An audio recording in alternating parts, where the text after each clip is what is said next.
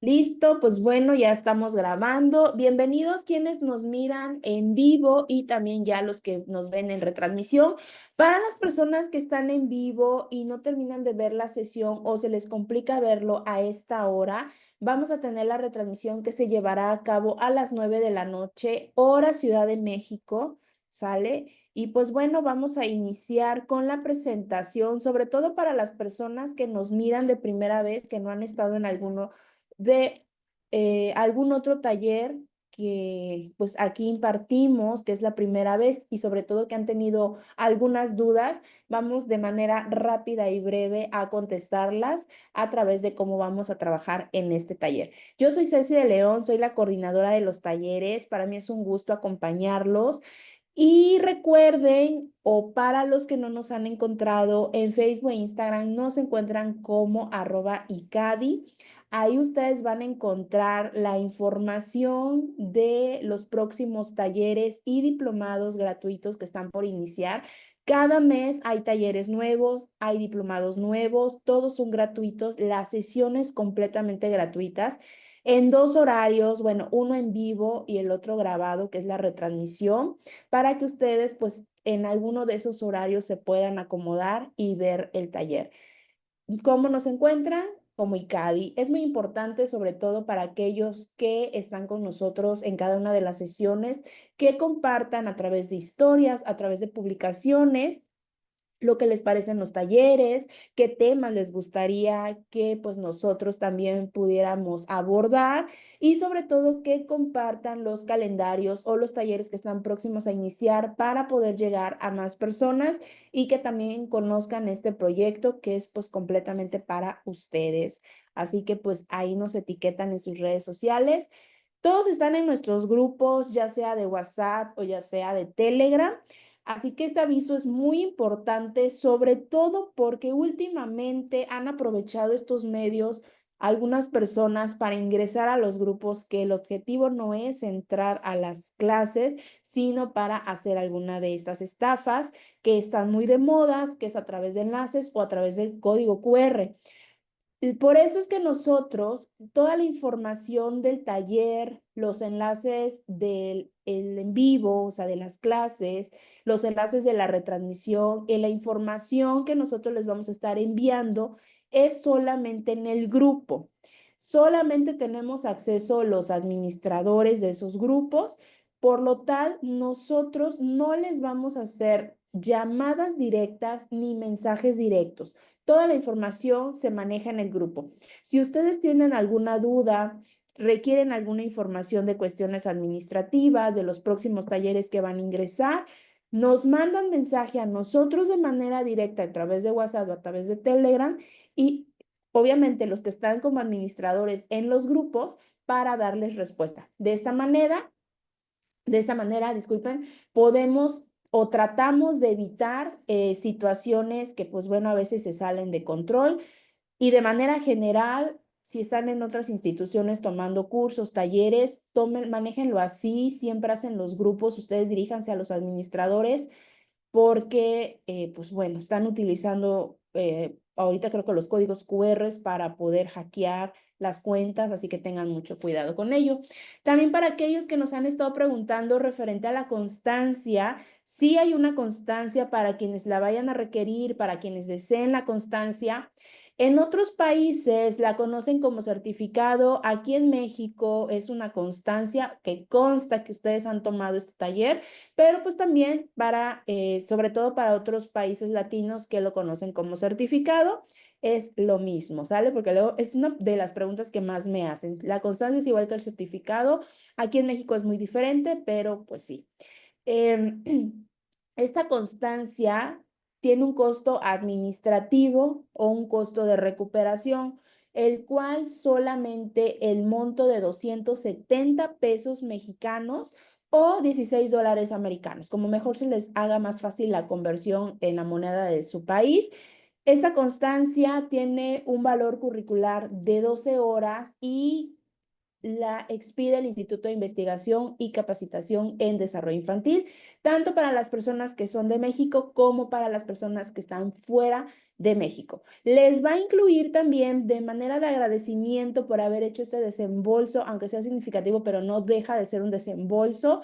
Les va a llegar el material del taller, que son las grabaciones, de manera permanente. Les va a llegar la presentación que ustedes van a estar viendo durante estos 3 días y les va a llegar también archivos adicionales que, pues bueno, les van a ayudar muchísimo a complementar el tema del taller. La constancia cuenta con código QR y, como les comenté, un valor curricular de 12 horas.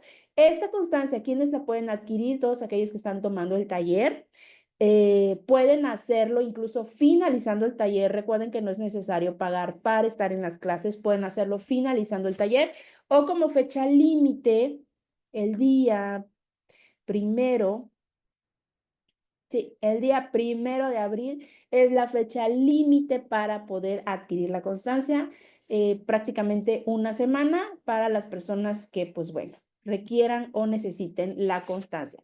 Si tienen alguna duda, les recuerdo con cualquiera de los administradores de los grupos, la información de manera detallada, ando bien, se me anda trabando la lengua, de manera detallada se va a mandar ahorita, finalizando esta sesión, en los grupos ahí de WhatsApp, de las formas de pago y los pasos a seguir, ¿sale? Ahora sí, pues bueno, vamos a iniciar con la clase. Para las personas que están ingresando con nosotros, bienvenidos. Son 3 días de sesión.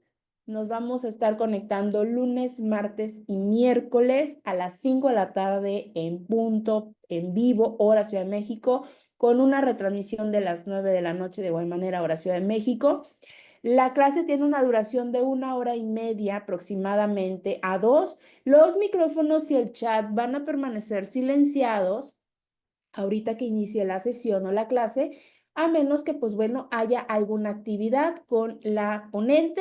Esto es para que ustedes, tanto ustedes como la ponente, no haya distracciones en el transcurso de la sesión, sobre todo para las personas que se conectan en su celular. Y pues quien va a estar a cargo durante estos 3 días de esta ponencia es la maestra Ana Ureña, es licenciada en psicología. Posee una maestría en psicología clínica y de la salud, es especialista en psicoterapia cognitivo-conductual, con formación en terapia de aprendizaje, modificación de conducta y primeros auxilios psicológicos. Cuenta con una sólida experiencia laboral en el área de intervención conductual con niños y adolescentes. Está certificada en discapacidad en primera infancia y en terapia de aprendizaje socioemocional a través del juego. La maestra Ana ha obtenido titulaciones internacionales de renombres o renombradas por instituciones como Stanford Medicine, donde se especializó en el diagnóstico de signos de psicosis en jóvenes y adolescentes, y por parte también de la Universidad Antonio Negibra, donde se formó como pedagoga terapéutica. Voy a dejar de compartir. Ya muchos de ustedes han estado en algún otro taller con ella, ya lleva varios talleres con nosotros. La manzana no la veo, creo que tomó un ratito para... ya voy viendo que regresa, maestra. No se preocupe. Y pues bueno, le voy a dar el coanfitrión, creo que todavía no se lo doy, ahí está, para que tenga acceso pues a esta sala de Zoom. Ya estamos listos. Gracias. Buenas noches. Vamos a compartir pantalla. Muy bien. Ahí tienen que estarla viendo. Déjenme poner el chat por acá para también poder verlo. ¿Ven mi presentación? Sí, ok. Déjenme dejar el chat por acá. Cuéntenme, ya escucharon un poquito sobre mí, pero yo también quiero conocerlos. ¿Desde dónde nos acompañan en nuestro taller? Vamos a ver qué ponen. Ok, veo que ponen de México, de Texas, muy bien, Bolivia. Ok, muy bien, ahí van poniendo. ¿Y qué son? Tengo colegas por aquí, psicólogos, maestros. Cuéntenme, ¿qué son? ¿A qué se dedican? México, ok, psicóloga, psicóloga. ¿Hay psicoterapeutas por aquí? ¿O estudiantes? Ok, muy bien. Ah, bueno, veo que la mayoría somos de psicología, ok, pedagogía. Ah, me encanta, muy bien, muy bien.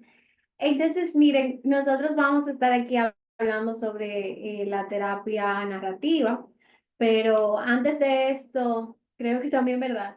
Escucharon la presentación sobre quién soy. Yo creo que esta noche vengo aquí a compartirles mis conocimientos, pero también espero que ustedes puedan compartir al final un poquito sobre sí mismos. Bien.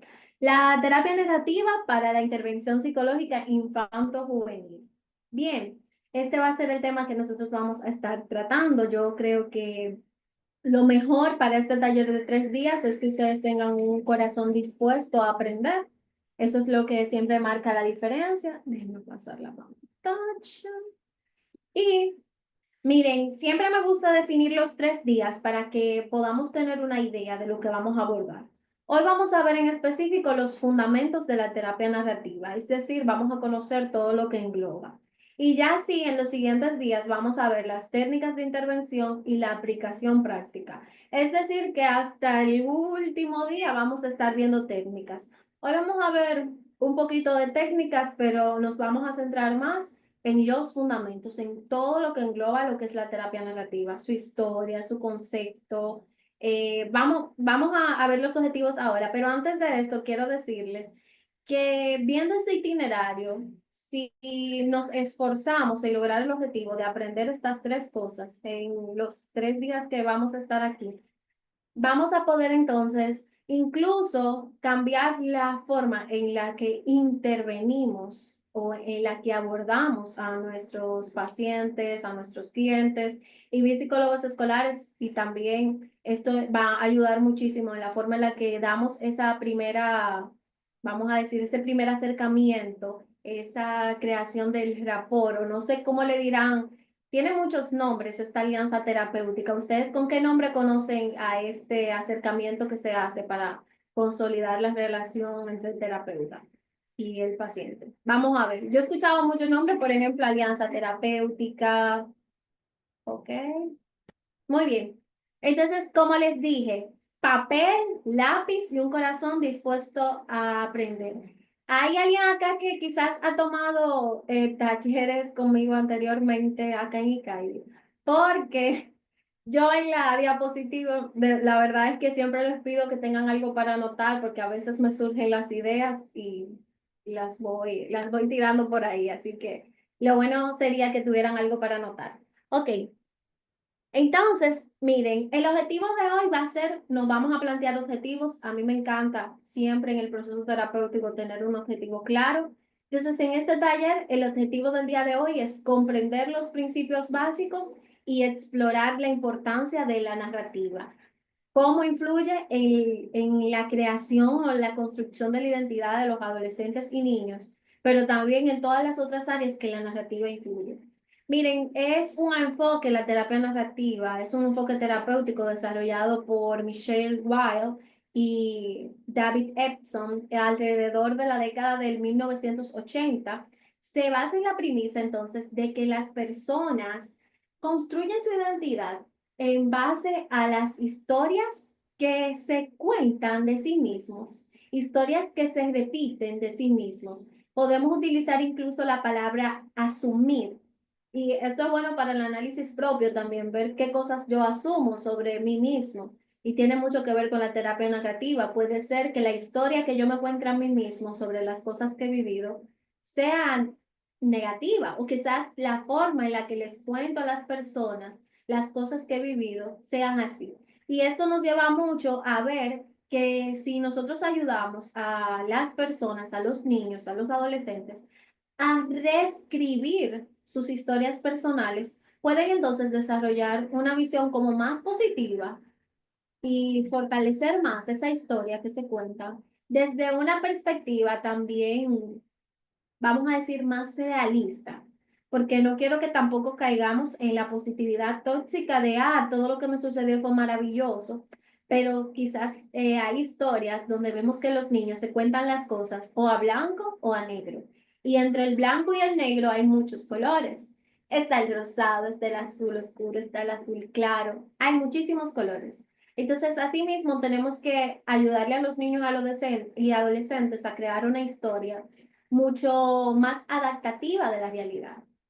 Y eso lo vamos a ir viendo poco a poco. Entonces, es un, es un enfoque psicológico desarrollado en los años 80. Les comentaba que esto viene mucho de la influencia de lo que es el constructivismo. ¿Alguien por aquí sabe un poquito sobre esa historia? Yo como que no, cuando aprendí sobre la terapia narrativa, no nos hablaron tanto del constructivismo como tal, pero sí les puedo decir que fue un movimiento social. ¿A qué voy con esto? Que en esa época se creía que quizás no tenía tanto que ver con la psicología como tal, en el sentido de que sostenía que, miren, la realidad y las personas se construyen a través del lenguaje y las historias que se dicen sobre sí mismos. Esto se lo comentaba. Entonces, estos dos pensadores, que me encanta esa imagen que les pongo ahí de ellos dos en una bicicleta y uno de sus libros, que es bastante bueno. Entonces, miren, ellos se inspiraron en esto para ver entonces cómo el lenguaje influye en lo que yo siento sobre mí mismo, en cómo yo me siento respecto a una situación.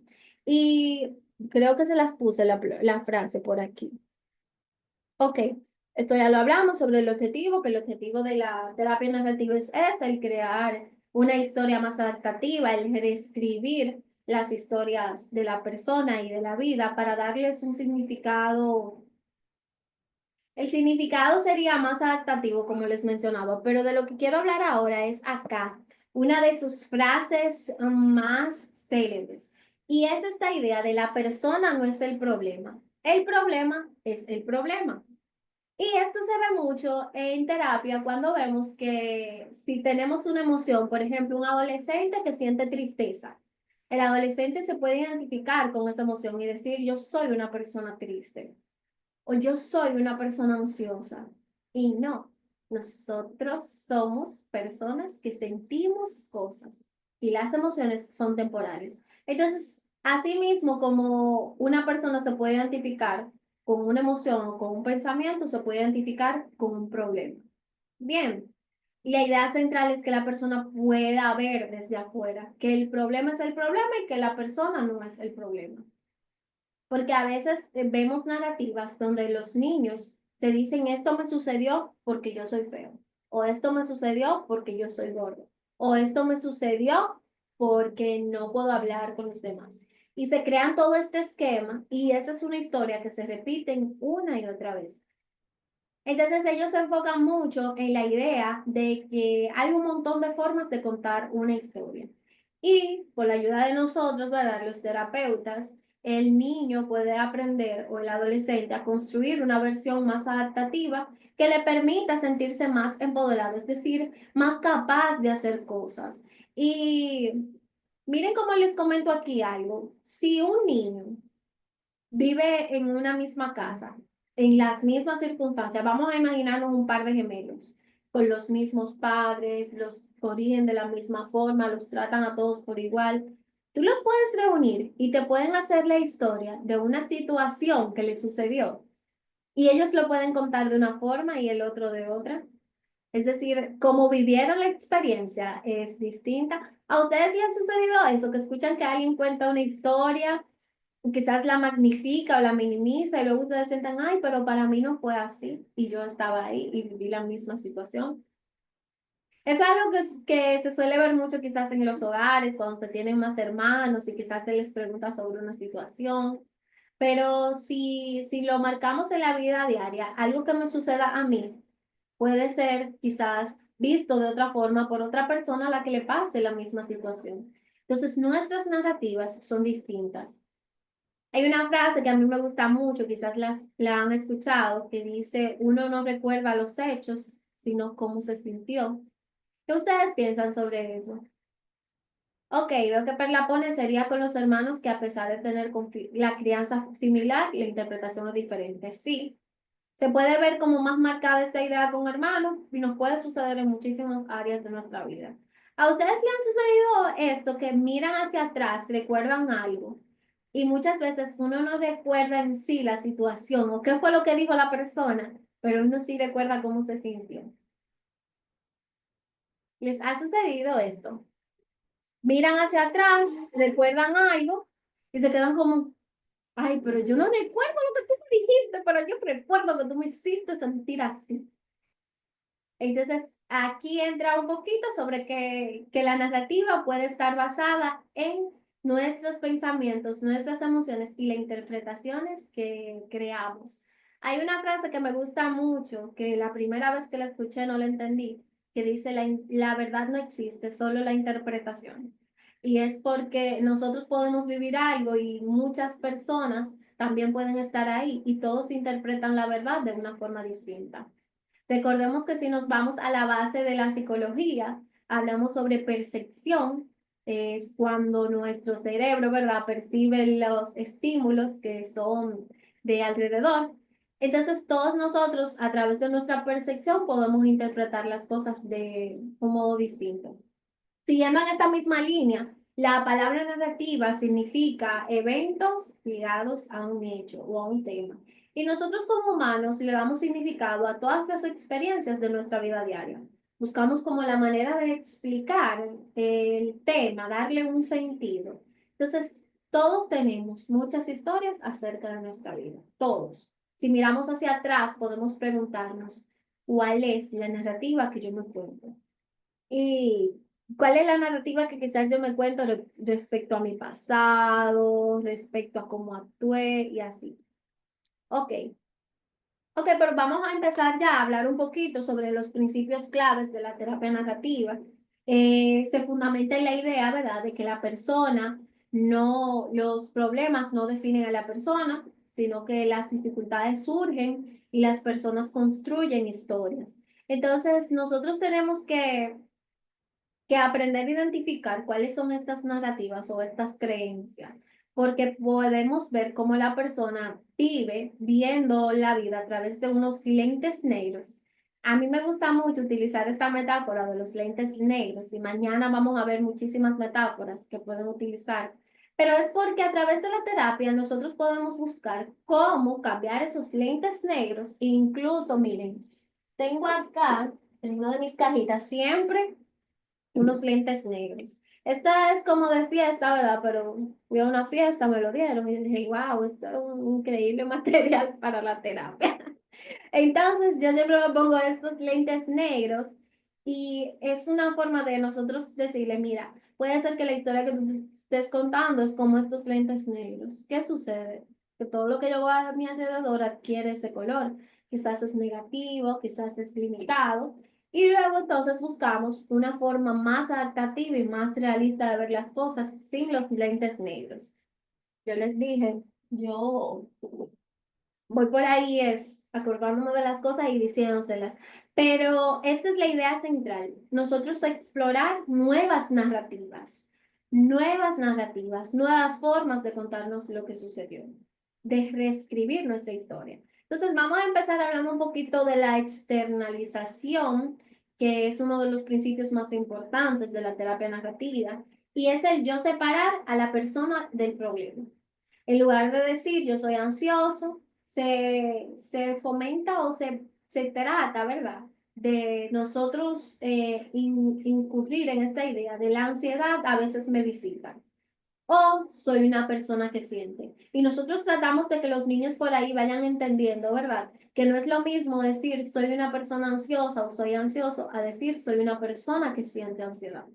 Esto permite que la persona o el niño se distancie del problema. Bien, el problema lo veíamos como parte de mi identidad, pero ahora lo veo desde afuera, como algo externo. Que yo voy a abordarlo, sí, yo voy a abordarlo de una manera más objetiva, utilizando las técnicas para manejar la ansiedad, que son técnicas ya más específicas, pero ya yo aquí he visto que algo que puedo resolver.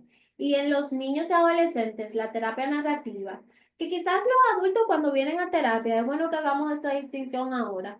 Los adultos cuando van a terapia, ellos utilizan mucho el ya conocer, o sea, ya saben cuando van a terapia, están concientizados sobre lo que les sucede. Ahora los niños muchas veces van por los padres, ¿verdad?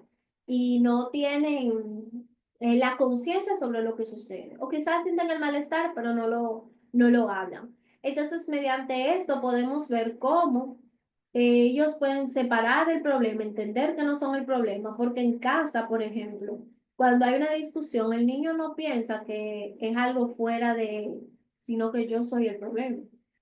Por eso yo siempre le digo a los padres, tratemos de no discutir frente a los niños, porque para ellos son el problema. Entonces, por ahí iríamos un poquito entendiendo lo que es la externalización. Entonces, por ejemplo, soy un niño ansioso y nunca puedo estar tranquilo. O la intervención sería, parece que la ansiedad te ha estado visitando. ¿Cómo la describes? ¿Cómo aparece? Nosotros empezamos por ahí. Bien, eso es la externalización. Podemos decirle, vamos a hacer un dibujo de cómo es esta ansiedad, cómo tú la ves, qué tanto pesa esta ansiedad en tu cuerpo. Esa sería la idea, que vean el problema dentro de, fuera de sí. Es decir, yo no soy el problema o la situación, que quiero que no se confundan, tampoco queremos ver las cosas como, la persona tiene un problema y un problema grave. No, es una situación que yo puedo manejar, voy a aprender a manejar, pero no es en sí quien yo soy. Es decir, esto es algo de un momento. Por ejemplo, la emoción es de un momento. Puedo hacer cosas cuando tengo la emoción para gestionarla. Asimismo, cuando tenemos quizás una dificultad o algún asunto por resolver, algún conflicto. Entonces, de la externalización vamos a seguir hablando porque esto es un tema muy extenso. Lo vamos a seguir hablando en un ratito.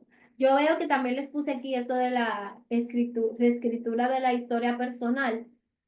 Y es precisamente nosotros ayudar a los niños a que vean cuáles son las cosas que asumen sobre sí mismos.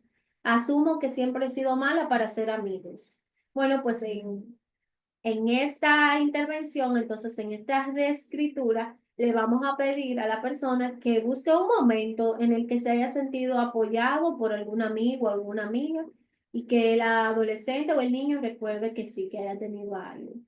Entonces, esto es buenísimo porque así la persona puede ver que la historia negativa que se cuenta, hay muchos momentos donde no sucede, hay excepciones. Entonces, no es siempre o nunca. Bien, para identificar vamos a decir, las cosas que quizás estén generándole malestar a los chicos o las cosas que están asumiendo sobre sí mismos, siempre utilizan la palabra siempre, nunca. Entonces ya por ahí nosotros vemos que o nadie, nada, ya por ahí vemos que quizás hay una historia y por ahí vamos abundando. Entonces hay que ayudarlos a resaltar, a que puedan crear entonces, esto tiene mucho que ver con la siguiente, a crear entonces historias alternativas, bien, historias alternativas donde no solo esté esa historia, vamos a decir, dominante y negativa, sino que también podemos ver relatos que puedan reflejar en sí cuáles son las habilidades de la persona. Cuando una persona dice siempre he sido mala para ser amigos, muchas veces lo que nos quiere dejar dicho es yo siempre he sido así y no voy a cambiar. Quizás en algún momento ustedes han dicho así soy y así voy a morir. O soy así, quiéreme así, tómalo o déjalo. O quizás se lo han dicho también, porque es un dicho muy común. Pero aquí lo que nosotros reflejamos es que quizás no tenemos el deseo de cambiar, de mejorar ciertos aspectos o que no sabemos cómo. Entonces, ya con esta construcción de historias alternativas, nosotros podemos enseñarle, mediante las historias que creamos nuevas, que sí se puede hacer, que sí puedes tener amistades. Por ejemplo, si mezclamos esto con una técnica que se utilizaría en el caso de esta persona, sería la activación conductual. Por ejemplo, un adolescente que le cuesta hacer amigos y diga, bueno, sí me cuesta hacer amigos, pero puedo hacer amigos. Es decir, eso es algo que puedo hacer en algún momento. Entonces, ¿quiero aprender a ser amigo? Sí, pues vamos entonces a aprender. O sea, ya el niño o el adolescente está dispuesto a trabajar hacia eso. Por eso, entonces, la narrativa es tan importante. Miren, y el uso del lenguaje y las narrativas culturales, es cierto, nosotros vamos a ver cómo las creencias también en una sociedad marcan mucho la percepción que la persona tiene sobre sí misma. Por ejemplo, lo cotidiano, un adolescente, ser hombre significa no llorar ni mostrar debilidad. Entonces, el terapeuta, nosotros podemos ayudarlos a que ellos puedan tener otra narrativa sobre sí mismos. Por ejemplo, porque lloramos. Incluso hay un cuento bellísimo, lo voy a buscar para mostrárselos mañana, porque la terapia narrativa utilizamos muchos cuentos, pero yo lo conseguí en Amazon, que también lo pueden ir buscando, que se llama ¿Por qué lloramos? Me encanta ese libro, es bello.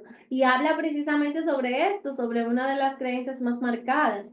Y algo que a mí siempre me gusta explicar es que cuando lloramos, nuestro cerebro libera la emoción. Es decir, le está gestionando una forma en la que gestionamos esa emoción. Y por eso, por qué algo que es natural va a ser malo? Es decir, yo lo voy a bloquear.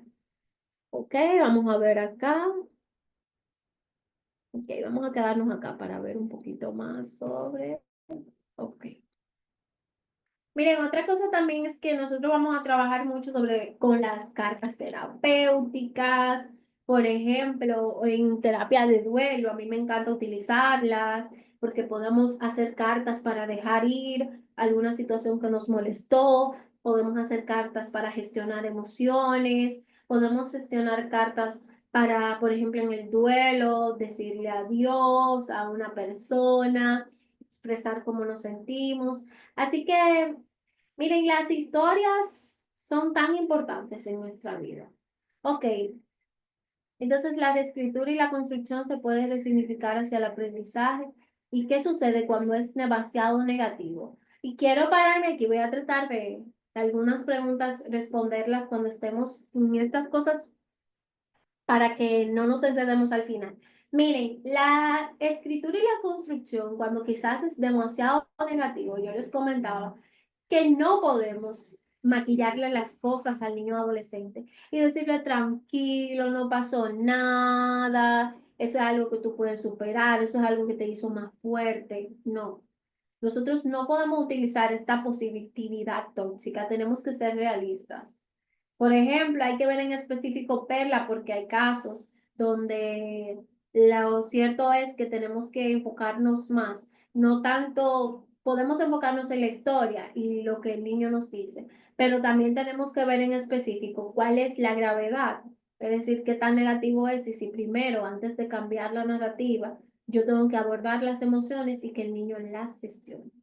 Porque, por ejemplo, un niño que ha sido abusado, un niño que ha sido maltratado por su familia, no le vamos a decir que lo que le sucedió fue algo que lo ayudó a crecer, que todo va a estar bien, sino que más bien nos vamos a centrar en que el niño procese todo eso mediante otras técnicas y ya luego sí cambiar la narrativa. O también entender a ver cuando el niño dice esto que me sucedió fue mi culpa. O sea que nos vamos a centrar más en que el niño vea los aspectos de sí mismo en los que sí influye y puede modificar. Esa es la idea central. Entonces, miren, las historias podemos ver que desempeñan un papel fundamental en la construcción de las historias y influye mucho, déjenme cambiar acá la diapositiva, influye muchísimo en el desarrollo emocional, porque las historias le permiten al niño formar la visión que tiene sobre el mundo y sobre sí mismo. Entonces, esto no es solo para niños y para adolescentes, no, no, no. Nosotros también, como adultos, nos decimos una narrativa sobre nuestra vida. Cuando nos preguntan por el trabajo, por cómo va todo, ay, fatal, ya tú sabes, aquí no hay más nada. O sea, ya ahí con esto nosotros estamos creando, ¿verdad? Una narrativa sobre cómo vemos la vida, que es una lucha, que es algo muy cansado. O sea, que tenemos que prestar atención nosotros también como padres o como psicólogos o como cuidadores. ¿Cuál es la narrativa que nosotros nos contamos sobre el mundo? Y un dato aquí. ¿Cuál es la narrativa que yo me cuento sobre lo que al paciente que estoy atendiendo le sucedió? Si dentro de la narrativa que yo me estoy contando sobre lo que le sucedió, como yo percibo lo que le sucedió a esa persona, está quizás cegada por un pensamiento, vamos a decir, la palabra sería quizás cuando, por ejemplo, vemos que le sucedió algo a un niño, decimos, ay, qué pena, qué terrible. Ya estamos empezando nosotros también a crear una narrativa, bien. Entonces, desde edades tempranas, los niños aprenden a comprender el mundo. Entonces, estas narrativas les permiten el fomento de su desarrollo emocional. Si el niño aprende, por ejemplo, que sentir es malo, o que las emociones, o que en casa, cuando hay un problema, se calla, la tristeza se calla, el enojo se calla, sucede algo malo, yo veo que papi y mami se enojan, me callo. Bien, las narrativas influyen entonces en esto, en que los niños puedan estructurar su identidad personal, es decir, quién soy, cuáles son mis habilidades, cuáles son mis fracasos. Bien, todo esto influye. La autopercepción que el niño tiene. También el fomento de la autoestima, es decir, nos ayuda a formar el autoestima, el autoconcepto. Cuando un niño escucha relatos sobre sí mismo cuando era pequeño o sobre sus propios éxitos, todo esto influye bien en que el niño entonces va a ir construyendo toda esta narrativa. La transmisión de valores, lo podemos ver ahí, el desarrollo del pensamiento crítico y de la creatividad. Entonces, miren, todo esto influye, escuchar o crear historias. Esas historias que escuchábamos o veíamos en la televisión, todo eso nos ayudó a crear o analizar las situaciones y generar ideas de lo que es el mundo y toda su percepción. Entonces, la regulación emocional o la regulación de la conducta y la resolución de problemas mediante las historias, los niños pueden comprender incluso las consecuencias de sus acciones. ¿Hay alguna historia que ustedes le hacían de niños que quizás le decían, bueno, si tú haces esto, mira, cuando alguien dice mentiras, ¿qué es lo que le sucede? Vamos a ver. Si un niño dice mentiras, ¿qué le sucede según las caricaturas o un personaje? Hay un personaje muy famoso que le sucede algo cuando dice mentiras. Es- ok, le crece la nariz como Pinocho. Muy bien. Ajá, así mismo. Hay otro que cuando come vegetales se pone fuerte. Ese no sé, como que no ha funcionado tanto, porque los vegetales todavía siguen siendo un tema. Ok, muy bien, están activos, están activos. Pues así mismo entonces, todas esas historias cumplen una función en el desarrollo de lo que nosotros vemos y sirven como modelo para tomar decisiones. Entonces, dependiendo de cuál sea la narrativa que el niño se cuente sobre sí mismo, esto se va a ver representado o reflejado en la sintomatología. Hay varios factores, y déjenme cambiarlo aquí. Vimos algunas de las funciones, ¿verdad? En esto, pero ahora vamos a ver los factores que influyen. Miren, las narrativas familiares. Las historias que son contadas por la familia sobre el pasado de los niños, sobre sus ancestros. Eso es lo más lindo, nosotros escuchar historias, ¿verdad? De nuestros padres antes de tenernos. Estas historias refuerzan el sentido de permanencia, pero hay hogares donde quizás no se habla de estas cosas. Y si son negativas o son clasificadoras, es decir, que hablan cosas negativas de los otros, vamos a decir, partícipes, bueno, la palabra sería de los ancestros, por ejemplo, si yo escucho algo negativo de mi abuelo, si yo escucho algo negativo sobre mi papá, o y después alguien me dice a mí que yo me parezco. También esto puede influir en que el niño adquiera creencias sobre sí mismo.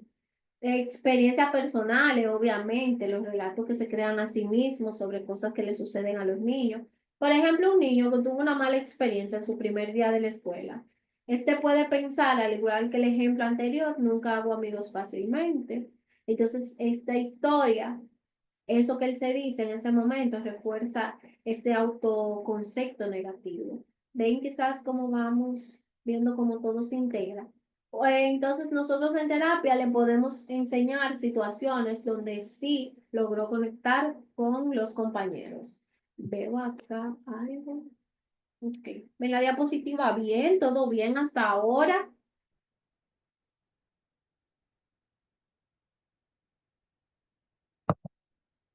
Sí, ok, ok. Entonces nosotros podemos decir, al principio cuesta ser amigos, pero siempre hago amigos. Ven, o quizás con el tiempo hago amigos.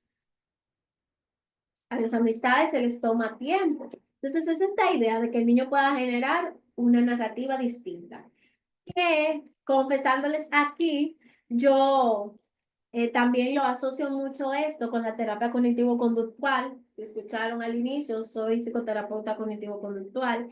Y esto es lo que en terapia cognitivo-conductual muchas veces les decimos reestructuración. Entonces, la narrativa, aunque los niños utilizan verdades de otro parámetro, la narrativa es precisamente eso, crear una versión más adaptativa de lo que le sucede. Podemos tener un pensamiento negativo y este pensamiento lo reestructuramos. ¿Por qué utilizamos narrativas con los niños? Porque a ellos les encantan las historias. A ellos les encanta contar historias sobre cosas. A mí me encantaba, por ejemplo, escuchar que mis tíos, mis primos me contaran historias. Entonces es algo que nos marca muchísimo. Yo también les puse por aquí, déjenme ver. Ok, acá. Edades recomendadas y adaptación. Y quise ponérselo como un cuadro, si tienen para anotar o tómenle una fotito, esto los va a ayudar mucho, porque aunque yo utilizo la terapia narrativa con todos, aún así yo puedo ver cómo ciertas edades, ¿verdad? Hay ciertas cosas que funcionan mejor. Por ejemplo, un niño pequeño de 4 a 6 años le puede gustar mucho trabajar a través de cuentos, juegos, símbolos, dibujos. Un niño al que yo me le sienta de 4 a 6 años a hablarle y a intentar cambiar su narrativa, el niño no me va a hacer caso. Es más, se va a querer ir de la sesión. Y si no, se va a concentrar en el juguete más allá de en yo dirigir la sesión. Entonces, es importante nosotros poner ejemplos.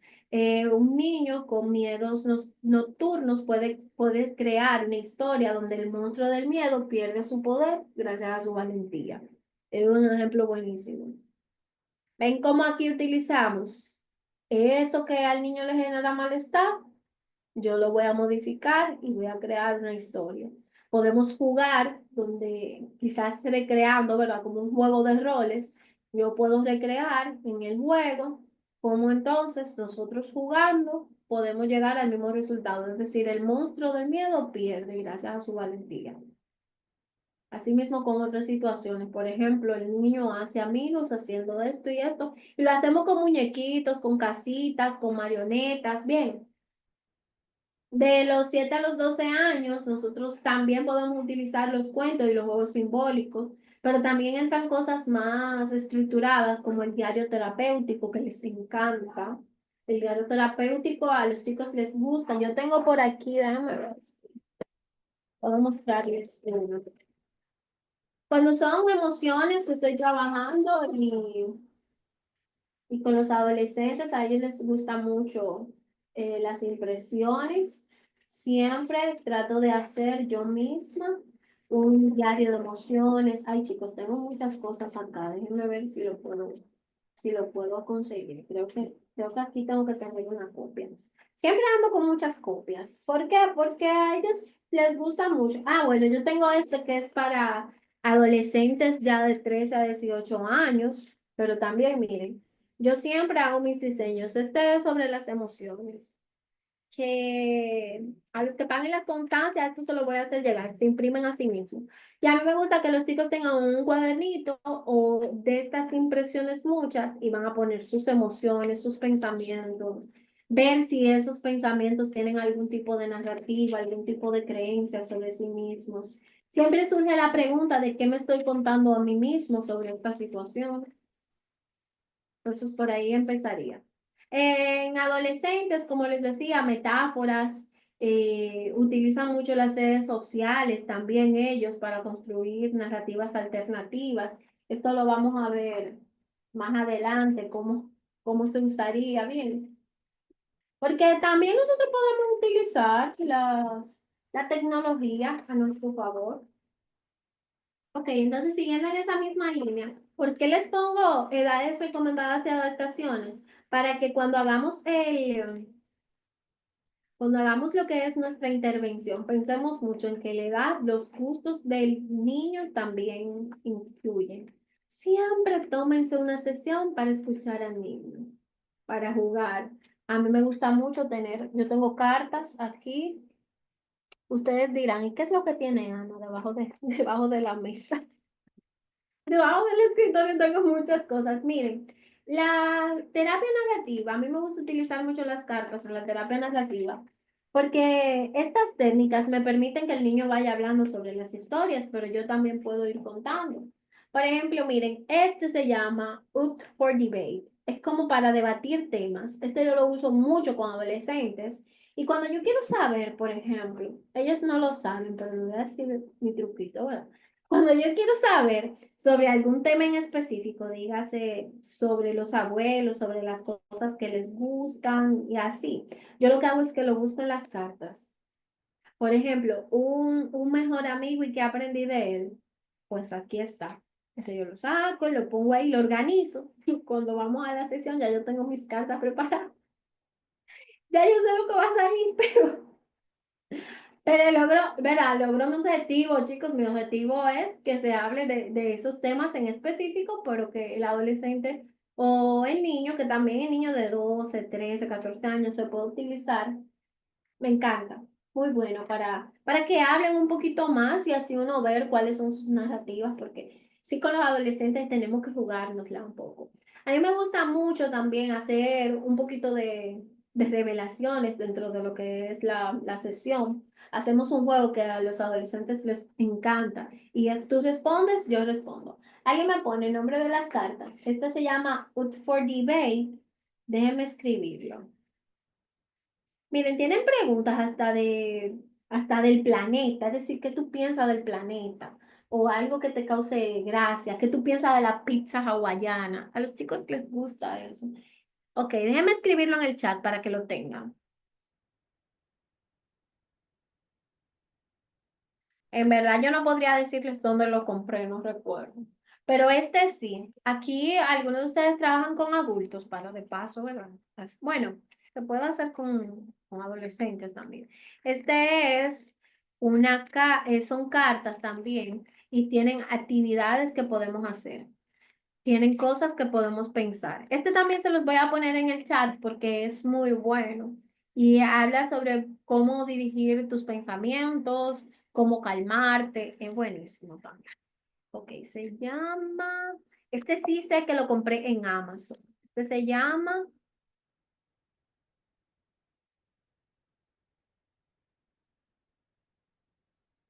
es muy bueno este yo lo uso diario.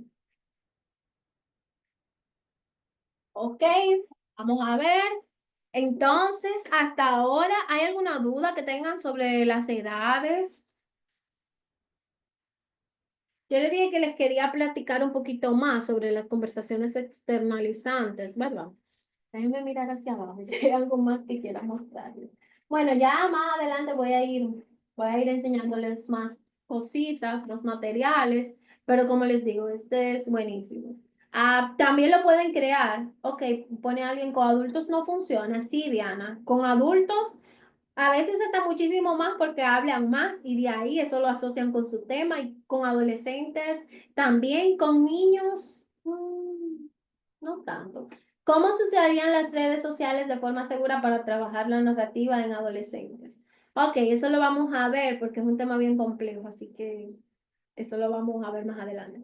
Con alumnos con discapacidad intelectual o autismo, ¿se podría trabajar algo de la terapia narrativa?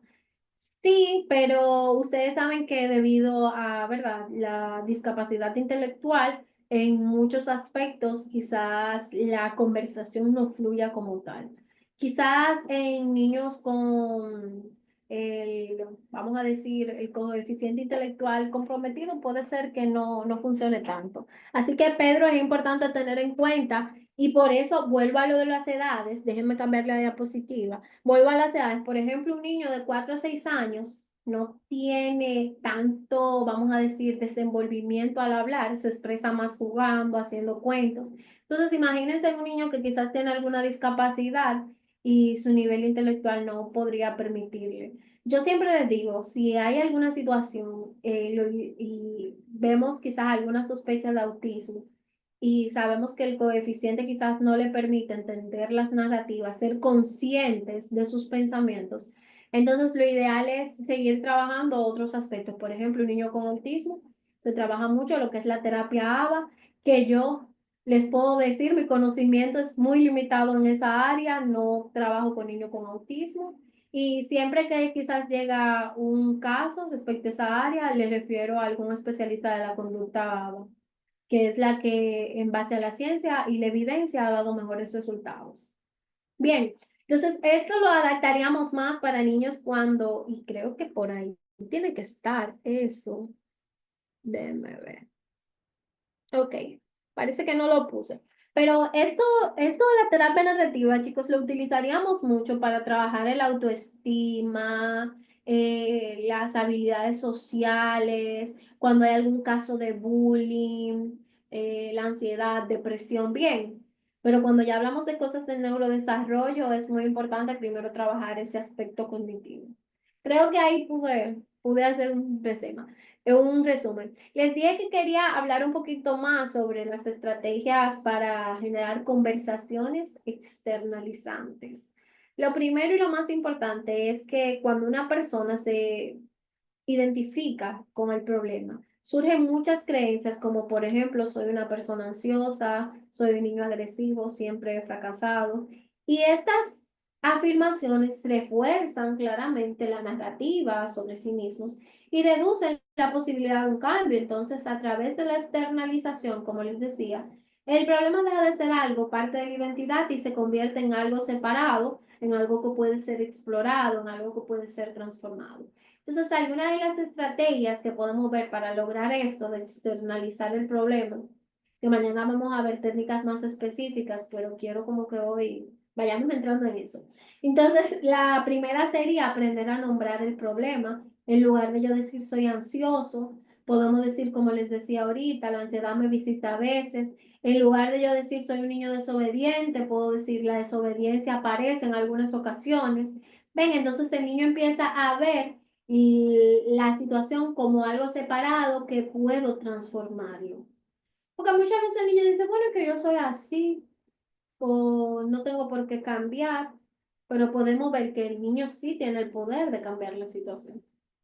Entonces, luego nos entramos en esto de explorar la influencia del problema. Me gustaría que anotaran estas preguntas, porque son preguntas como que al inicio uno utiliza muchísimo. Por ejemplo, ¿cómo afecta el problema en tu vida diaria? Cuando logras debilitar el problema, es decir, vemos, debilitar el problema es algo que yo puedo controlar. ¿O en qué situaciones la ansiedad te afecta menos? ¿O en qué situaciones sientes menos ansiedad o menos depresión o menos estrés? ¿En qué momentos el problema tiene entonces más control sobre ti? ¿En qué momento es más frecuente que te visite el estrés o la tristeza? Tres, buscar momentos de excepción, es decir, identificar situaciones donde el niño logró actuar diferente. Aunque la ansiedad intenta controlar tu día, ¿hubo algún momento en el que tú lograste hacer algo sin que la ansiedad te detuviera? Como quizás hay casos de ansiedad social. Ahí vamos abriendo entonces la perspectiva de la persona. Desarrollar una identidad alternativa, es decir, miren, por ejemplo, el destacar los valores, la fortaleza, las habilidades que le han ayudado al niño a resistir al problema. Por ejemplo, si el niño ha logrado regular su enojo en algún momento, se le puede reforzar y le decimos, eres como un buen capitán que estás aprendiendo a regular tus emociones. Bien. Empezamos por ahí. Alguien pone en el chat, ¿hay algún otro material de tarjetas? Ya que estas no existen más, no están disponibles a la venta. Tengo otras, chicos, para mañana me voy a encargar de organizar un poquito más los materiales específicos, porque como les digo, yo me voy acordando de las estrategias. ¿Cómo ayudar al niño cuando no puede identificar sus fortalezas? Bueno, esto lo podemos hacer con un ejercicio, por ejemplo, no sé si está en la diapositiva, pero a mí me gusta poner mucho el ejemplo del árbol. Y en ese árbol vemos como las ramas, las raíces, incluso le podemos ir enseñando al niño mediante lo que es la activación conductual. Eso que tú asumes que eres malo, vamos a probarlo a ver si es cierto que eres tan malo. ¿Cuál es la regla con la que te mides? Por ejemplo, pinto feo. ¿En serio pintas feo o es que quieres pintar como Picasso? Entonces, por ahí podemos ir ayudándolo a ver sus fortalezas, pero también a reconocer sus debilidades.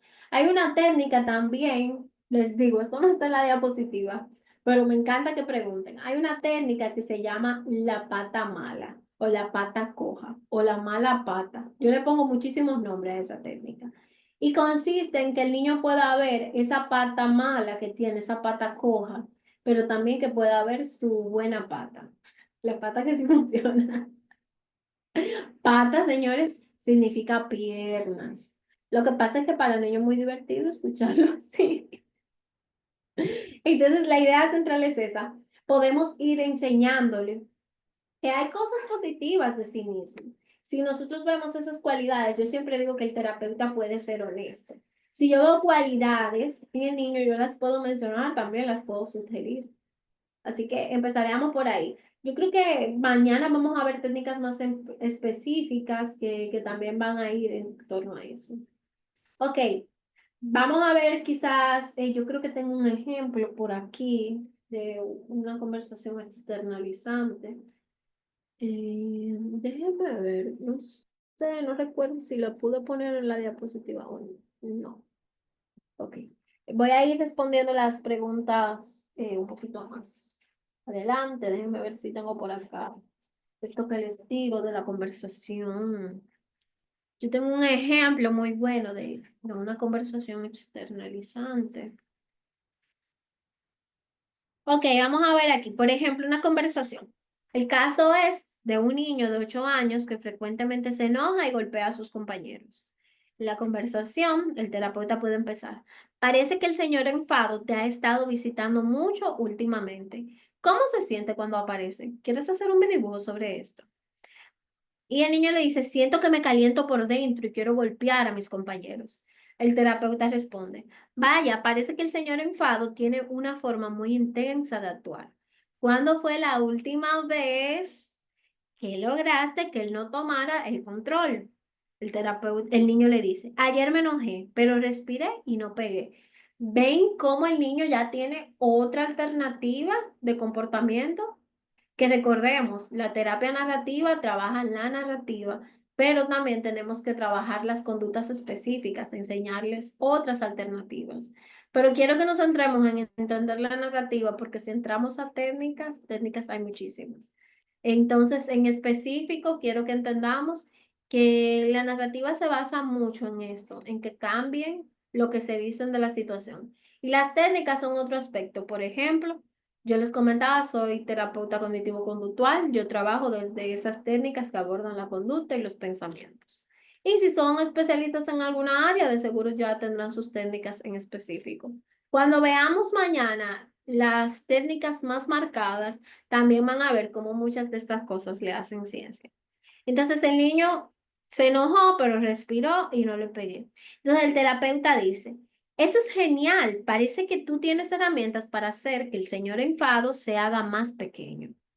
Entonces, ven, ahí mismo yo siempre digo que el terapeuta con su caja de herramientas tiene que hacer cosas o tiene que enseñarle cosas a los niños para que también sientan, ¿verdad? Un cambio y tengan la idea de qué es lo que se va a hacer con las emociones.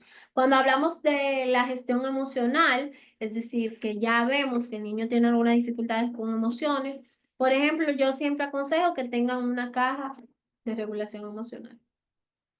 ¿Dónde podemos conseguir esta narrativa? Chicos, yo se las voy a enviar porque en realidad fue algo que trabajé con alguien y la tenía ahí, entonces se lo quise compartir. Pero la narrativa, como les digo, invéntense sus historias. Y eso lo vamos a ver cuando veamos cuentos. Invéntense sus historias, eso es buenísimo. Así como cuando nosotros éramos niños que nos poníamos a jugar con muñecos. Tú te puedes imaginar el problema, cuál es el problema, ¿verdad? Y cómo quisieras que quizás el niño actuara o cuál es la estrategia de comportamiento que crees que debería de tener, que sea más adaptativa, ¿verdad? O cuál es la conducta que tú quieres reforzar. Entonces, miren, para la gestión emocional, cuando dentro de estas conversaciones, ¿verdad? Sale a la luz alguna emoción que es muy frecuente. Siempre a mí me gusta utilizar una caja de gestión emocional, porque si ya el niño está dispuesto a sentir, aquí tengo una, o si ya el niño está dispuesto a sentir, entonces yo le puedo dar estrategias. Acá tengo de las bolitas antiestrés que les gusta mucho. Tengo un pop-it, tengo un olor. No, a los niños no les gustan tanto los olores, algunos. Más les gusta a los adolescentes, les puedo decir.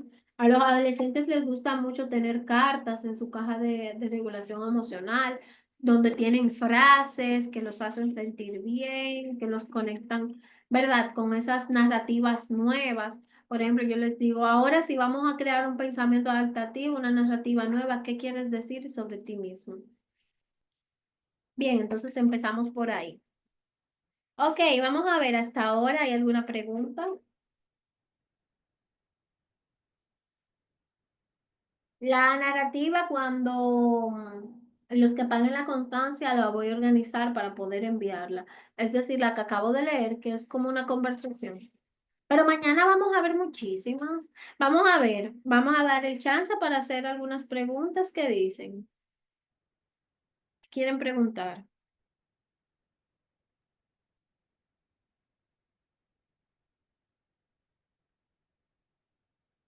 Están como muy en silencio. Ah, pues de la terapia narrativa, todo. ¿Cuáles serían los retos de esta corriente en la modalidad virtual? Uy, me encanta. Qué bueno, Carla, que preguntes esto. Miren, la verdad es que, siendo 100% honesta, no trabajo con niños de forma virtual. ¿Por qué? Un niño de 4 de 6 años no se queda frente a una pantalla. No les gusta, no se lo encuentran entretenido. Es muy difícil. Bien, es muy difícil. Que hay algunos profesionales que sí lo hacen, trabajan de forma virtual con niños. Excelente. De verdad, a mí me gustaría para mis sobrinos y los niños a mi alrededor que me digan cómo el niño se queda en una pantalla durante tanto tiempo. Aunque sí, no les voy a mentir, tengo una colega que ya trabaja virtual con niños y hasta ahora ha tenido resultados. Yo diría que los retos son eso, que se mantenga como aquí, como en la pantalla, me preste atención si es virtual. Y aparte de eso, que los juegos, ¿verdad? Para digitarlos, es decir, para tenerlos y para quizás manipularlo, es decir, que el niño se interese. Estoy hablando de niños de 4 a 6 años, de los más pequeños. Con adolescentes, chulísimo, muy bueno, más que los adolescentes nacen con una computadora. A partir de los 10, 12 años es apropiado, dependiendo también de cuál es la sintomatología. Bien. Las cartas terapéuticas sirven. Sí, mañana vamos a ver también cartas terapéuticas más específicas. ¿Cómo hacer con un niño que miente y toma objetos? Hay que ver, Carla, porque esto puede ser por muchas razones. Así que es importante abundar un poquito más. Al final les voy a dejar mi correo. ¿Por qué les voy a dejar mi correo?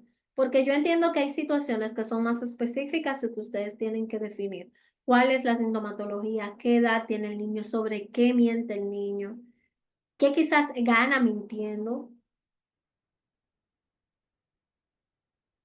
Por ejemplo, con dos niños que presentan dificultades para regular su enojo. Ok, como yo puse el ejemplo del señor enojo, el señor, no, yo soy un enojón, no, no. No, Pedrito es un enojón, no. El señor enojo. Y yo ayudo a que el señor enojo se calme.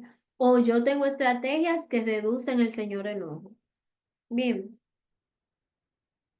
¿Cómo se adapta la terapia narrativa en adultos? Ok, Perla, con adultos la terapia narrativa precisamente se utiliza a sí mismo. Las historias no son tan infantiles, pero sí cuando miramos hacia atrás podemos preguntarle, ¿cuál es eso que tú asumes sobre ti mismo? Con adultos somos más directos, ¿ok?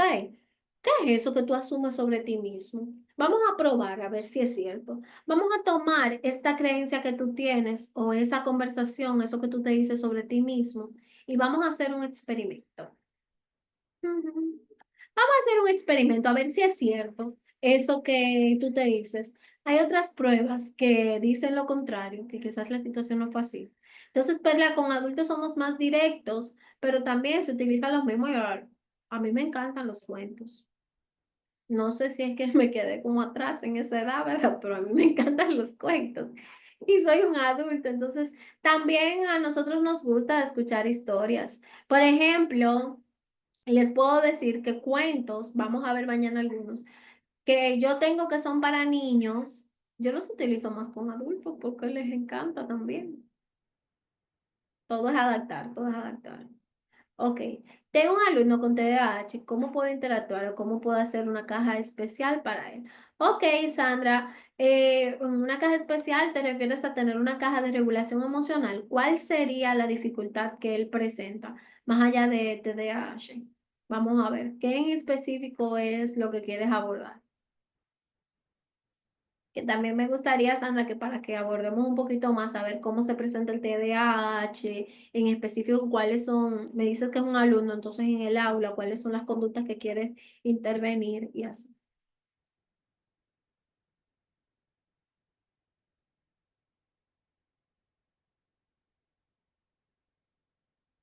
Ok, veo que Michelle nos pone un contexto hospitalario.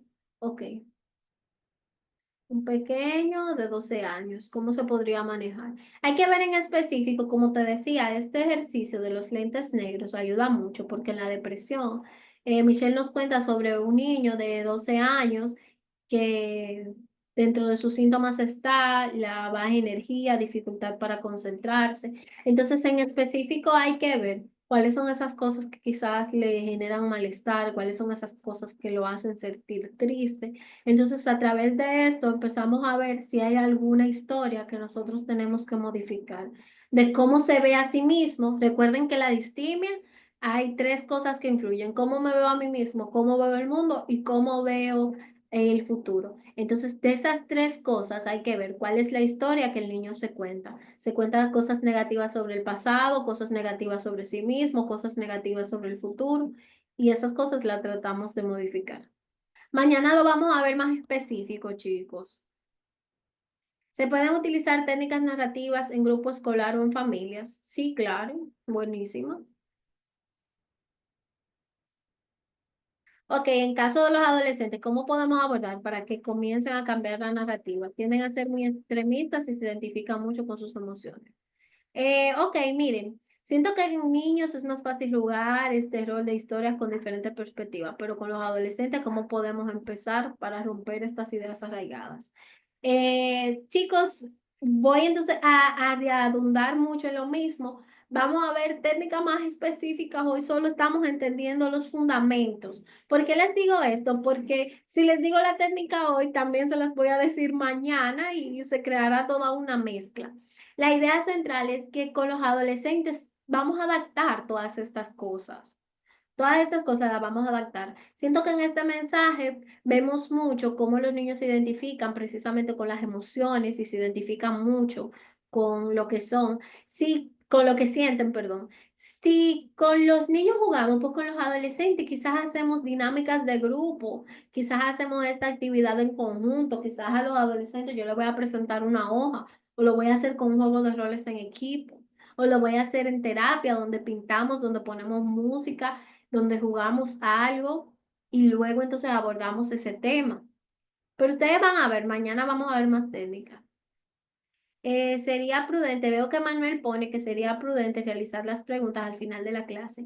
Las estoy realizando ahora, Manuel, porque luego vamos a hacer una reflexión y ahí sí terminaría la clase. Entonces aproveché ahora para ver si tenía que volver a otro tema. Ok, veo que alguien pone Jorge Bucay, tiene cuentos que pueden servir para tomarlo de referencia. Sí, muy bueno Jorge Bucay, en verdad me gusta. ¿Cómo podemos usar la narrativa en niños que han vivido alguna situación de trauma? Es muy complejo que puedan ver sus fortalezas. Sí, muy bien. Cuando veamos las técnicas mañana, vamos a ver que cuando hay un trauma, la situación es más, vamos a decir, más marcada. Entonces, más tiempo nos va a llevar a ir abundando en esa narrativa y que el niño se vaya abriendo más, más y más. ¿Esa cajita se queda en el consultorio? No, el niño se la lleva.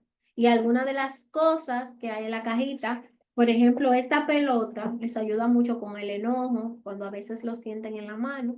Entonces, a veces se la llevan a la escuela y así su cajita es de ellos. ¿Qué cuentos recomienda para niños de 6 a 7 años? Mañana lo veremos.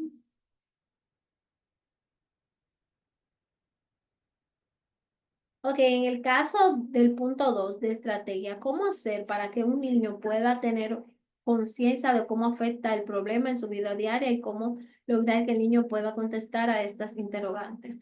Antes de que el niño esté dispuesto a hablar con nosotros, tenemos que tener una relación terapéutica con él. Bien.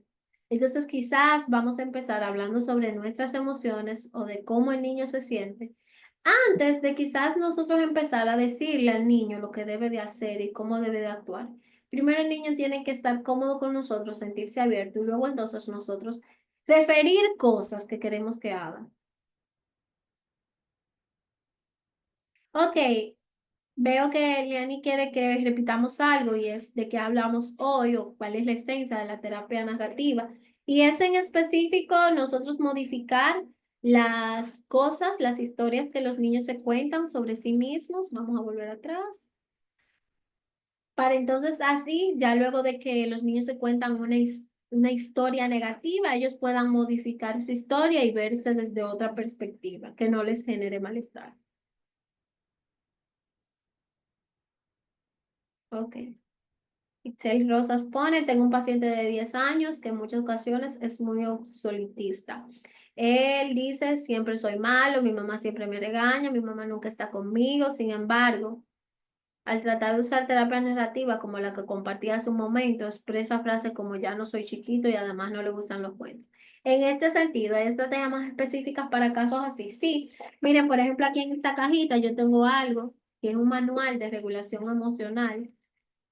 Y en específico con estos niños, esto se sale de la terapia narrativa un poquito, porque en específico esta técnica es para abordar en sí la exploración emocional.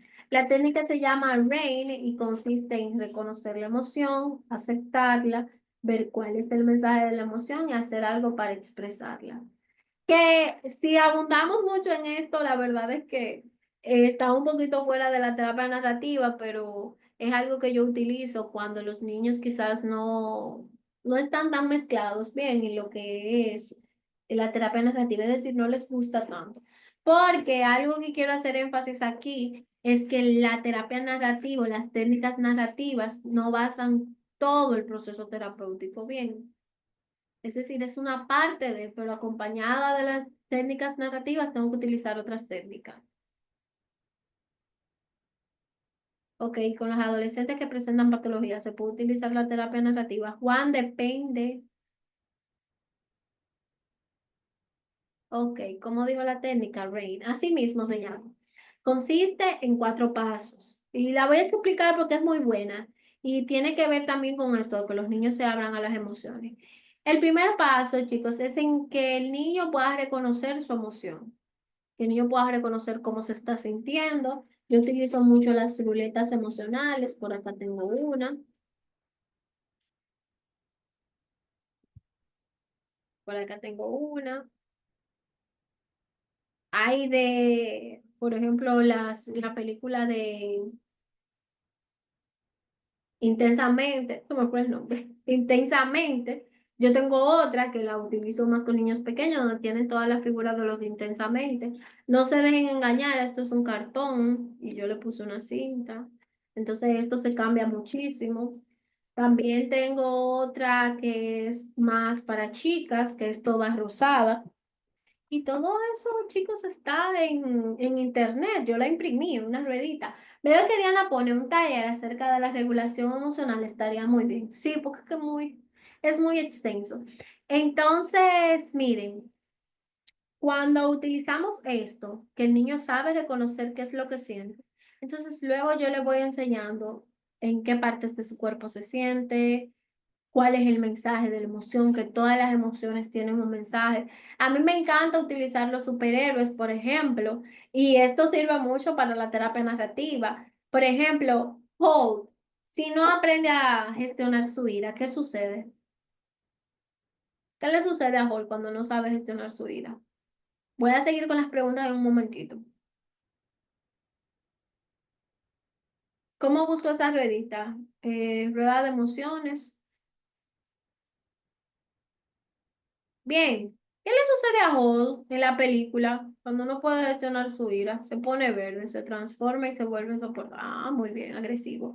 Entonces, las emociones, cuando Hall no las gestiona, no lo ayudan. Pero si Hall aprende a gestionar su ira, puede ayudar a los demás y defenderlos. Hall se enoja, sí, pero cuando se enoja, él puede dirigir su ira hacia algo positivo, ya sea hablar, ya sea ayudar a los demás, etcétera.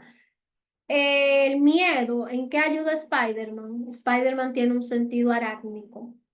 Y con ese sentido arácnico, él puede saber cuando hay algo y el miedo lo ayuda a defenderse de la situación.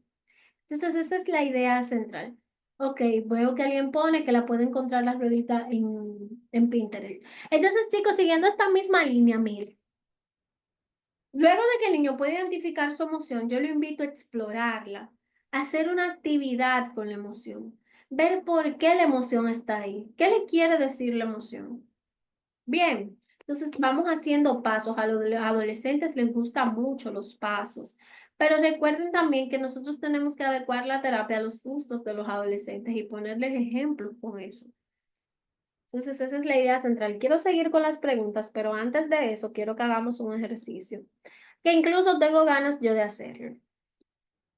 Bien, quiero que nosotros reflexionemos como adultos. Vamos a seguir con las preguntas en un ratito. Como adulto vamos a reflexionar sobre alguna historia personal que ha influido en tu vida diaria. Ahí vamos a escribirlo. Mire, yo tengo ánimos de escribir.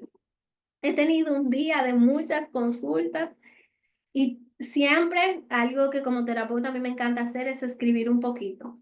Incluso una vez les debo de confesar que alguien me dijo en una sesión que si yo no podía, si no podía ver lo que había escrito de la persona anterior, porque siempre hago notas. Y yo le decía, no, pero ¿qué tal si hacemos lo contrario? Si tú escribes cosas sobre esta sesión.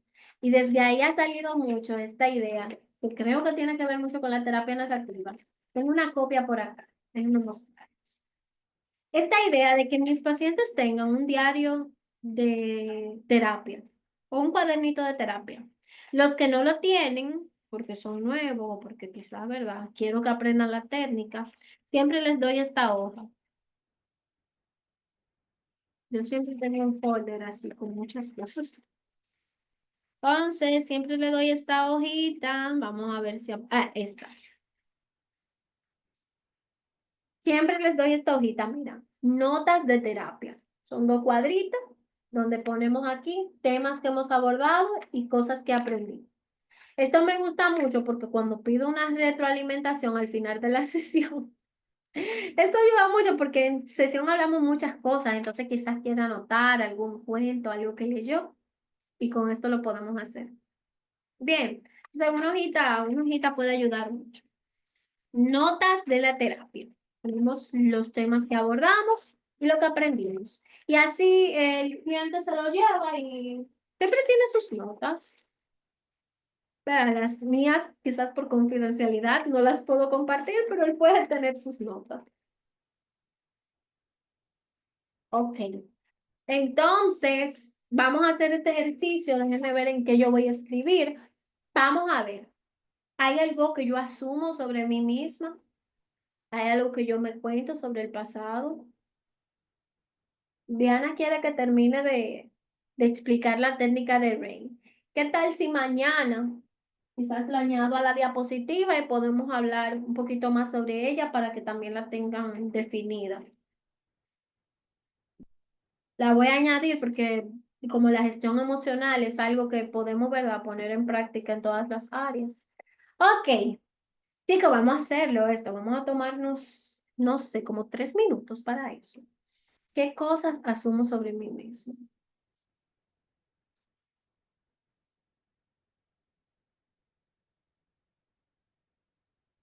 Podemos escribirlo en una hojita.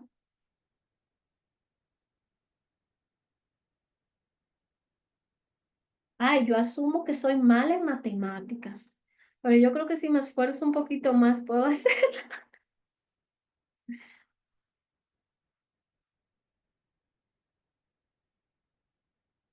Un ejemplo de una narrativa que yo sé que me contaba mucho era esta de soy mala dibujando, porque recuerdo que tengo una amiga que dibuja precioso y miren cómo vienen las narrativas. Quizás yo veía los dibujos de ella estando más chica y decía, wow, qué lindos sus dibujos y los míos parecían, no sé, una cosa. Y yo veía como esos dibujos de allí, quizás de ahí salió esta idea de que mis dibujos eran feos. Quizás por la regla como medía las cosas que yo hacía o quizás lo quería hacer perfecto. Y yo recuerdo que un día yo dije, no, pero que dibujar a mí me encanta. O sea, a mí me gusta dibujar cualquier disparate, una casita, cualquier cosa. Yo siempre tengo en los consultorios algo que dibuje. Y no es verdad de que un Picasso, pero a mí me gusta porque es una actividad que me relaja. Entonces yo asumía que era mala en eso, pero aunque yo sea mala, es decir, aunque no lo haga perfecto, es una actividad de la que puedo disfrutar. ¿Ven por dónde va la idea de la narrativa? Yo me puedo contar que a mí me sucedió algo terrible y que soy desdichado por eso. O puedo decir que es una situación de la que pude salir o que me pudo demostrar que soy fuerte o que me pudo demostrar que soy capaz. Entonces, por ahí va la idea. Vamos a ver, no sé si ustedes quieren compartir, chicos, alguna narrativa, algo que den por sentado sobre sí mismos. A mí me gusta mucho la psicometría, hablando un poquito sobre esto que asumo de las matemáticas. A mí me gusta mucho la psicometría, lo estudié, me encantan las evaluaciones. Y en la primera asignación el maestro nos pidió que hiciéramos una tabla en Excel para hacer una prueba que se corrigiera mediante un sistema para que aprendiéramos a hacer eso. Y yo estaba tan negada con eso porque había que poner fórmulas, había que hacer cosas. ¿Ustedes saben hasta cuándo fue difícil? Hasta el momento que yo me puse a hacerlo. Cuando yo me puse a hacerlo, yo me di cuenta de que no me estaba yendo tan fatal, me costaba más que hacer otras cosas que ven aquí cuando le estamos hablando a los niños, tenemos que expresarles, quizás te cuesta, esa es una realidad, pero no significa que seas malo o que te vaya fatal en eso. Vamos a ver, ¿qué ponen? ¿Están durmiendo? ¿Qué cosas asumo sobre mí mismo? Ok, anda, me gusta que compartan, sí, porque no solo yo, ¿verdad? Tienen que compartir. Veo que Itzel pone, no, ok, se fue, ok, aquí. No soy valiente porque muchas veces no hago lo que quisiera, que no soy buena en matemáticas porque son muy difíciles de comprender para mí. Ok, muy bien. Entonces, ¿cómo yo cambiaría esa narrativa, Itzel? Hay algunos momentos donde sí he sido valiente. Hay algunos momentos donde quizás sí he sido valiente o que no haya sido valiente hasta ahora. No significa que pueda ser valiente mañana o que pueda decidirme y decir, ok, yo voy a tratar de ser valiente. No soy creativa. Ok. ¿Cómo se expresa la creatividad en quizás otras áreas de mi vida? O quizás en algún área no soy creativa. Ok, veo que Blanca pone, hasta hace poco asumía de mí misma que estoy profundamente triste y que padezco depresión. Esa etiqueta me llevó muchos años a no tener otras perspectivas de mi personalidad. Qué lindo, Bianca, Blanca, gracias por compartirlo, porque así mismo nosotros podemos asumir cosas sobre nosotros y decir, yo soy alguien depresivo, yo siempre me voy a sentir así, hasta que nosotros aprendemos y podemos ver, hay otras formas de yo ver esta situación y de quizás salir de aquí. Póngale depresión antes de mi nombre. Ok. O sea, estoy triste, eso significa que soy menos esto, soy menos lo otro, que soy demasiado sensible y que por eso lloro demasiado. Soy muy rebelde y por eso nadie aprueba mis ideas. Ay, me encanta esta palabra de soy sensible y lloro demasiado.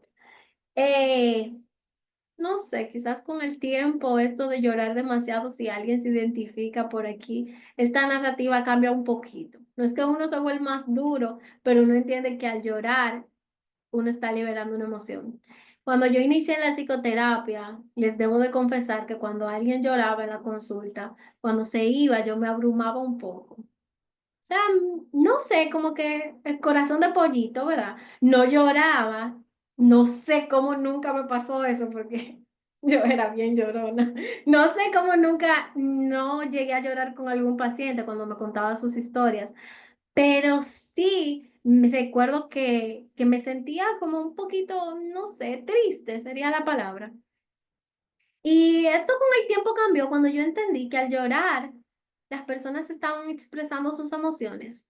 Y contrario al inicio, a mí me encanta que las personas lloren. En el sentido de que yo sé y los animo y les digo, está bien llorar, vamos a llorar, tranquilo, este es un espacio seguro para llorar. Pero al inicio eso era algo que me hacía mucho ruido, porque ya yo venía con mi creencia, con mi narrativa, que llorar era malo, que ya estoy muy grande para ser psicóloga porque hay mucho que aprender y dominar. Ay, no, Lupita, siempre hay tiempo. Y sí hay mucho que aprender y siempre seguimos aprendiendo. Yo siempre digo que la vida es eso, el nosotros seguir aprendiendo, conociendo cosas nuevas. Entonces, vamos a seguir. Eh, no hay un límite, no hay una edad. Asumo que soy una persona impuntual porque siempre llego tarde a todos lados. Ok, entonces suelo ser impuntual en algunos momentos cuando no lo he sido. ¿O qué puedo hacer para dejar de ser tan impuntual? No he sido buena en seguir mis hábitos como anteriormente. Ejercicio y dieta. Pero alguna persona me dice que le gustaría ser como yo. ¿Cómo le hace para estar así? Pasa el tipo. Ok. Entonces, esa persona, Sophie, pueden ver aspectos de ti que quizás tú estás ignorando. Ok, Marco pone, soy mal futbolista porque no fui futbolista profesional. O sea que solamente valdría la carrera si llego a ser alguien muy grande. Esto es algo, chicos, miren, a mí me gusta mucho hacer videos de las redes y con eso que dice Marco Antonio yo me identifico mucho. En el sentido de que muchas personas me dicen, Ana, colabora con tal persona o Ana, haz tal video. Y yo siento que el objetivo en específico no es tener un montón de seguidores, sino poder tener una comunidad y poder expresarme. Y cuando Marco Antonio dice eso, pienso que es porque quizás muchas veces nos dicen que tenemos que ser los mejores. ¿O cómo te vas a conformar, por ejemplo, con ser empleada si tú puedes ser dueña de tu edificio? Chicos, hay personas que nos gusta ser dirigidos y hay personas que les gusta dirigir. Que alguien sueñe con tener su propia empresa no significa que alguien que sea empleado quizás sea inferior. Ven cómo mi narrativa influye mucho, las cosas que yo me cuento a mí mismo. Ok, asumo que soy competitiva, me encanta dibujar y pintar y cantar, aunque me da miedo de hacerlo muy mal. Si me encanta, lo puedo hacer, no importa el resultado. Veo que este ejercicio les ha gustado mucho, han participado mucho. Siento que no soy capaz de aprender otro idioma porque por más que lo he intentado, no he logrado aprenderlo al 100. Porque estoy aprendiendo, porque estoy aprendiendo. No lo domino al 100 porque estoy aprendiendo. No es que no lo voy a lograr, es o que no sea capaz, es que estoy aprendiendo. Yo recuerdo que cuando estoy haciendo muchas anécdotas porque la narrativa, cuando miro hacia atrás, la narrativa influye muchísimo. Yo recuerdo que cuando yo fui a sacar mi licencia de conducir, yo siempre pensaba que no me la iban a dar. Incluso yo duré mucho tiempo para ir a eso. Y fue un tema tan sencillo, o sea, fue de ir, tomar el examen y que me dieran mi plástico. Y yo recuerdo que yo miraba hacia atrás y yo hice una escritura ese día y dije, ¿cuántas cosas uno se niega a hacer por cómo uno cree que va a salir, pero uno no puede predecir el futuro? Entonces, la narrativa no es solo hacia el pasado, sino también hacia cómo yo proyecto que van a ser las cosas, cómo creo que van a ser, cómo me cuento que sucederá. Asumí que si no tengo el pelo arreglado me veo mal y nadie me valora. Pues es hora de romper eso y salir aún con mi pelo desarreglado, quizás intentar otros looks, que soy muy miedosa porque no me gustan las películas de terror. Quizás no me gustan las películas de terror. ¿Con qué mido? ¿Con qué mido de miedo? Ok, Annalí pone, soy mala para conducir y necesito hacerlo para trasladarme a mi trabajo. Bueno, Annalí, eso conduciendo es que se va superando esa idea de soy mala para conducir. Veo que déjame ver, porque veo que los mensajes se me fueron como para abajo todos. Ok, soy demasiado tímida porque en mi niñez me invitaban a participaciones en el ámbito escolar y hace poco voy saliendo de ese dilema con motivación propia. Ok, puede ser que en algunos momentos de mi vida he sido tímida, pero puedo cambiarlo. Asumo que me cuesta tomar decisiones. ¿Cuáles decisiones he tomado por mí mismo, yo solito, sin ayuda de nadie? Asumo que soy muy desorganizada, eso me ha afectado mi superación personal.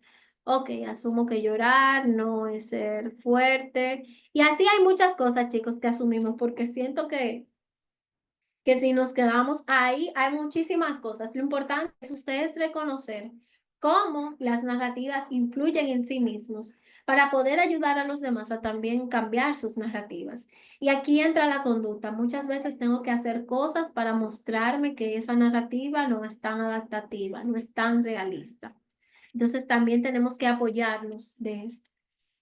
Y ok, aquí sí. No sé si tengan alguna otra pregunta en específico, ya que hicimos los ejercicios o alguna pregunta que se haya quedado sin responder. Las preguntas que son respecto, chicos, a los temas que vamos a ver mañana, la verdad es que siento que debemos de dejarlas para mañana para que así no saturemos a los compañeros. Vamos a ver. Eunice pone, soy muy distraída y poca habilidad interpersonal. Bueno, podemos mostrarnos, ver si podemos hacerlo distinto con exposición, es decir, tratando de hacerlo diferente, tratando de hacerlo diferente.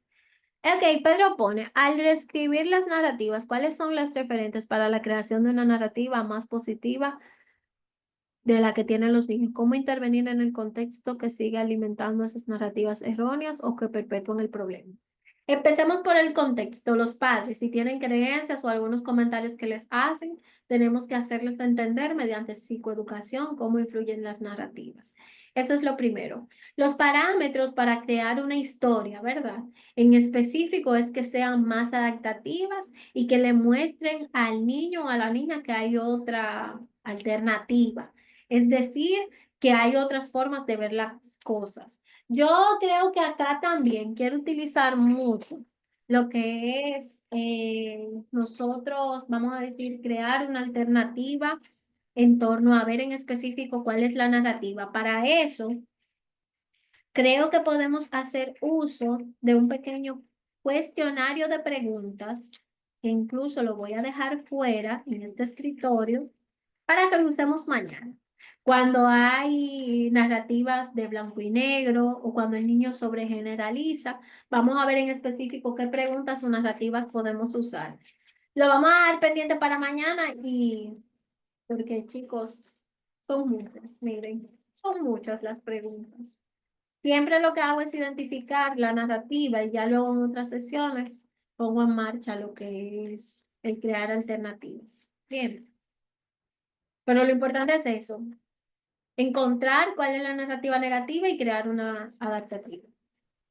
Otras cosas, Pedro, no sé si, creo que esa pregunta se va a quedar inconclusa porque la vamos a seguir abundando. Chicos, si hoy tuvieron que escribir mucho, prepárense que mañana, no sé cómo le haremos mañana, porque cuando ya estaba haciendo la diapositiva, yo estaba pensando cuántas cosas y que quiero que se lleven la mayor información, porque la terapia narrativa cambia mucho la forma en la que nosotros abordamos nuestras perspectivas. Es decir, la forma en la que yo abordo, la sintomatología. Entonces, mañana viene lo fuerte, porque hoy no vimos técnicas, hoy vimos unas pinceladas, Pero yo quiero saber qué les pareció esta clase. Déjenme volver al inicio, acá, mientras ustedes van poniéndome por ahí. No les gustó, no les gusta la terapia narrativa, no quieren saber de eso. A ver, a mí me gusta leer sus mensajes. Déjenme ver si puedo, si puedo darle para acá. Ok.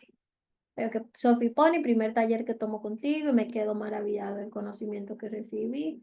Mi enfoque es sistémico y volver a recordar esta información, incluso más, me quedo muy contenta.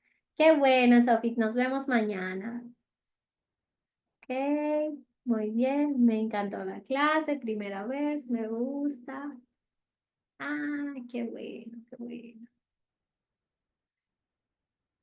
qué bueno. Muy bien, entonces nosotros tenemos una cita mañana. Tenemos una cita. Tienen que llegar mañana. No me pueden dejar aquí esperando. Miren, esta es la forma en la que yo finalizo el día. Yo hoy di consultas desde la mañana y tenía ahí en mente desde que salí, hoy toca taller con Ikari, hoy toca taller. Entonces vine súper animada. Esto es algo que a mí me encanta y la verdad es que espero seguir haciéndolo por mucho tiempo. Así que mañana nos vemos, que mañana seguimos. Bien, estas fueron las introducciones. Mañana seguiremos viendo más cosas. Y nada, que pasen una bonita noche. No sé si al inicio les dije, pero soy de República Dominicana y acá ya van a ser casi las 9 de la noche. Son las 8:37. Así que definitivamente yo terminé mi día y me siento muy contenta de haberlo hecho acá con ustedes. Nos vemos mañana y que la pasen bien.